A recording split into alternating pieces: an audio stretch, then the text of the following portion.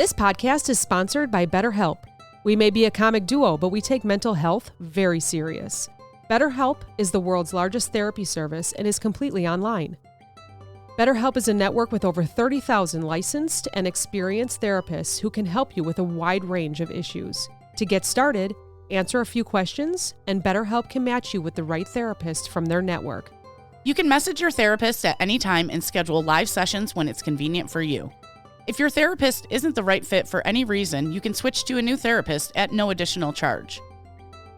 With BetterHelp, you get the same professionalism and quality you expect from in-office therapy, but with a therapist who is custom-picked for you, more scheduling flexibility, and at a more affordable price. Get 10% off your first month at betterhelp.com/amp. That's BetterHelp, HELP.com/amp. Grab your coffee, grab your tea, whatever works for you. I already had a cup of coffee, and I was getting ready to go for a 5-mile run, and I have a really bad headache. So I am just hanging out for a little bit before I head out for my 5-mile loop. And I thought, well, while I'm sitting here waiting, I'm just going to record real quick because something happened this week that I think you might be interested in. I don't know. Or you might relate to, which is what this is all about. I had my first public panic attack at the orthodontist this week. So I've had Invisalign for a little over a year. My top teeth moved super quick. Didn't have to worry about them. My bottom teeth were being sassy. So I had to go back, and it was supposed to be 8 months long, but it ended up being a little over a year, which is totally fine. And so I finally was done. Everything's straight. And they're going to put a permanent retainer on the bottom. And I kind of heard, there's some people at work that they're actually getting their permanent retainers removed. But my children have permanent retainers and they're fine with them. Like, their teeth look beautiful. So I was like, yeah, let's just do the bottom. And then the top, I'll just get like an overnight permanent retainer that I take in and out or whatever. Or not permanent, a plastic one that looks like the Invisalign, but it can last forever. So anyways, that's the whole backstory. So another part of the backstory is last year I was really struggling. According to my doctors, my hormones kind of dropped a little bit. So I had to get on some medicine to stop all the depression and crying and all that wonderful stuff that some of us go through that are listening and can relate. And so I've been feeling so much better. And I got to the orthodontist. I did have a cup of coffee. I'll just say that I had one. I did have some toast with peanut butter too, so I wasn't hungry or anything. And the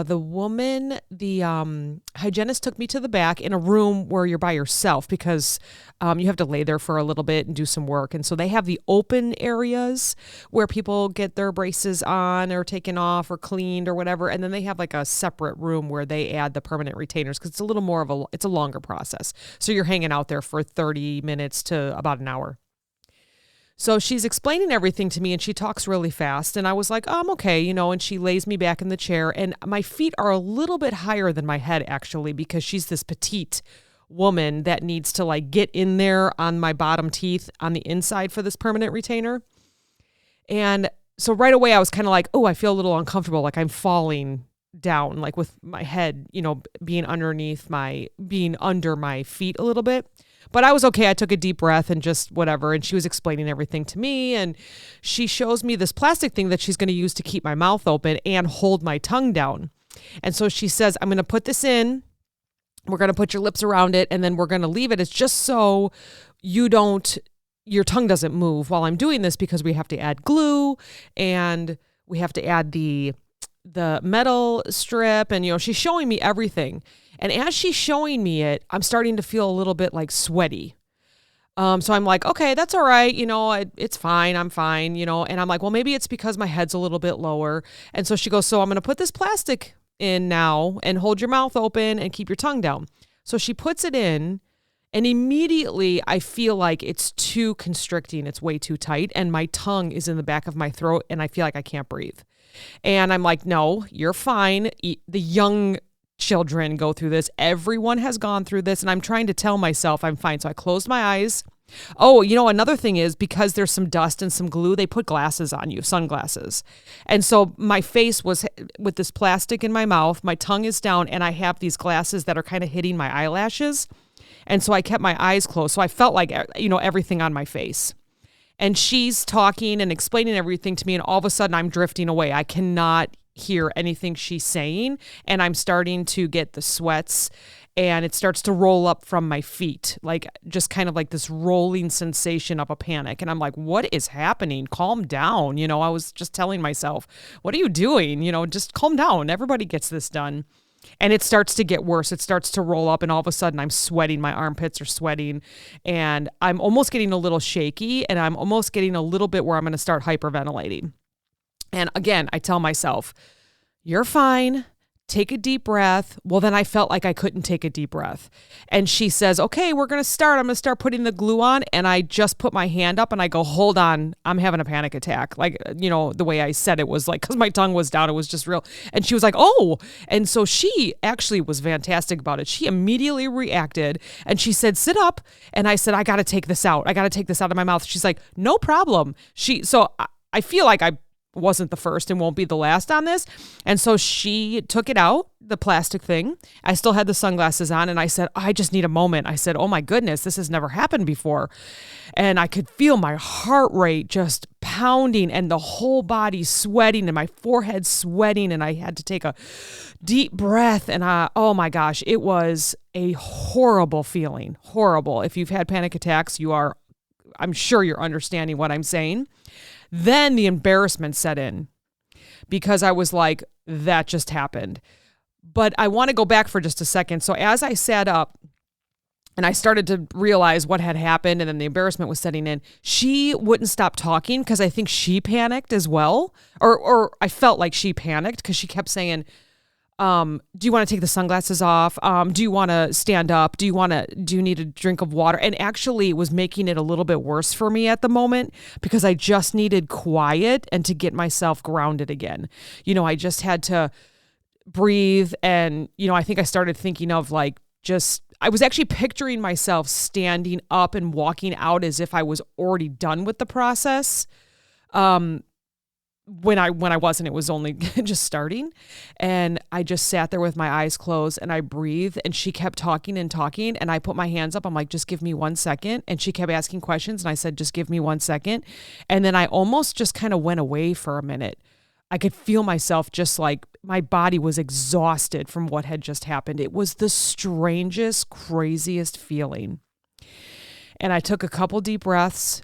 And I still wasn't completely down, but I understood I was in public. I had to get this done. And I said, okay, I think I'm ready. I said, I think I'm ready. Let's try again. And she's like, we won't put you as far down. Like, she was great. Let me just say, she was great. If all of us that suffer panic attacks or anxiety attacks, if we had people around her, except for all the talking, if we had people around her that almost understood and then immediately tried to change how they were going to do something, amazing. So right away she said, we don't have to put your head as far down. It could have been that your feet were a little bit over. She said, I'm just petite. I need to get in there. She goes, I'll put my chair up higher. So immediately she was like helping me get through this. She said, and you know what? We don't have to put this plastic thing in. She goes, you just have to promise me to not talk or anything and just hold your tongue down.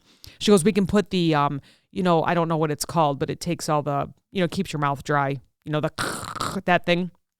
You know what I'm talking about? I don't know what the term is. Sorry. But she said, we can put that in front and then just rest your tongue on there. And then that way I know you're not going to touch anything. So I said, okay. So right away, just knowing that this plastic thing wasn't going to go into my mouth calmed me. I was like, okay, I'm good. So then I kind of just adjusted the glasses so that they weren't touching my eyelashes because they really felt tight on my face. And so I laid back down. I took another deep breath. I closed my eyes and then she just kept talking and talking about what she was going to do. And it didn't really calm me, but I just was able to just keep, she put like a cotton in and then I was able to just stay calm. So it was wild. Absolutely wild. So I just wanted to talk about that real quick. And then the embarrassment of it, she kept saying, don't worry about it. This happens all the time, which if it does, it does. If it doesn't, I don't care. She was making me feel better. And she said, I'm going to explain everything to you. And she put her hand on my shoulder and she said, if you need to sit up, let me know. I just can't have you touch your teeth. So again, she was super great. And I was able to get through it. And I was able to get through it calmly. And I think it was just all the plastic on my face that really just bothered me. So a little claustrophobia and then just a panic attack. So of course, after it's done, I text some friends. I went and saw my daughter at her coffee shop and I said, "You're not going to believe what just happened," and quickly gave her a rundown. And as soon as I got home, I needed to find out how to recover because I actually felt like I was hungover after that. And I still kind of have the headache today from it. This was a Thursday appointment. I'm recording on Saturday. I kind of was a little groggy yesterday. And the whole afternoon on Thursday, I would find myself just kind of spacing out. Like my brain was exhausted. It's wild. It's really wild. And I know some of you are saying, yep, I get it. And today, even just a little bit of a headache, but I feel a little better. So it's wild what your body and your mind go through. So just want to share a few things. I only wrote down a few things today because it's Saturday and I want you to go enjoy your day. It's supposed to be a nice day out, I hope, in the Midwest. It's public anxiety attacks. So we have, a lot of us have anxiety attacks in our cars, at home, by ourselves where we can find a space. Public is a little bit different, especially with someone that wants to keep talking or you're afraid to stand up from the chair or you're afraid to walk to the bathroom because you just don't know what's going to happen and you start hyperventilating. It's very scary. So right away, find a safe space if you can. I could not stand up. If you can stand up, maybe walk over to a quiet, safe space like the bathroom or just a room that is not being used, or maybe even stepping outside. A lot of times that's what I do. I step outside to get fresh air. Try, if you can, deep breathing. I could not catch my breath for a couple moments, but then as soon as I was able to sit up, deep breaths, not fast breaths. You have to take slow in through your nose, out through your mouth. I'm sure you've heard of that. And count to 4. 1, 2, 3, 4. 1, 2, 3, 4. It's just how you can relax yourself and your mind then concentrates on the numbers and the breathing. Repeat it as many times as you need. As many times as you need. People will wait for you. If you have to change your appointment, do it because your health is what matters. Ground yourself. It's exactly what I did. I had to focus on something else for at least a minute. Like I said, I was picturing myself standing up from the chair and being done and walking outside, even though I knew my legs weren't going to be able to let me stand up and do that. My mind was thinking that because, your mind is just so powerful, which is why we have the anxiety attacks, because our mind is so powerful. But we can also tell our mind, here's what we're thinking about, here's what we're doing. I know many people think of the beach or their favorite place or their favorite person, or they just, identify different things. So you can actually focus on your senses. You can identify 5 things that you can see. If your eyes are closed, focus on pretending to touch something soft or something else. 4 things that you can touch. 3 things that you can hear maybe. Now for me, she kept talking because I feel like maybe she was panicking a little bit. I'm sure she didn't want me to pass out. So for me, I couldn't hear anything. I just tried to block that out. But if you can, try to hear, even if it's a mellow beeping noise or if it's the outside, if it's birds, something that's going to relax you. If you can smell anything, that'd be great. Even if you can pretend, smell the beach, smell the ocean, chocolate chip cookies, baking in the oven, anything like that, anything that you can smell, a perfume that you like, just anything like that. And then something you can taste if you can. Now, again, I couldn't do the taste. I really actually couldn't do any of it, but breathing and focusing on telling my mind where I was going to go once I was done. So if you can try and do all of that. Touch, hear, smell, taste. Try to identify different things outside of what's causing that panic attack. Mentally making yourself well, breathing, and challenge those negative thoughts. Get them out of your mind if you can. Think of something else.